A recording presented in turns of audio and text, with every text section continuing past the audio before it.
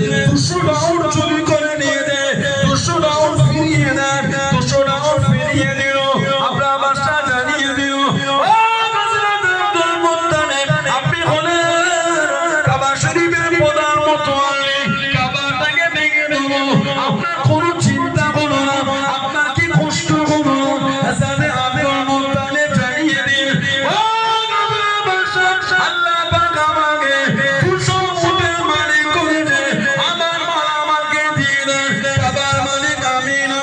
কাবার মালিক আমার হুজুরের কত মুয়াজ্জিন হয়ে গেলেন জোরে বলে আর একটু ভালোবাসা বলা গেল না হুজুরের মুয়াজ্জিন কটা ছিল আল্লাহ নবীর মুয়াজ্জিন কটা হুজুরের মুয়াজ্জিন ছিলেন দুটো কটা হুজুরের মুয়াজ্জিন চলো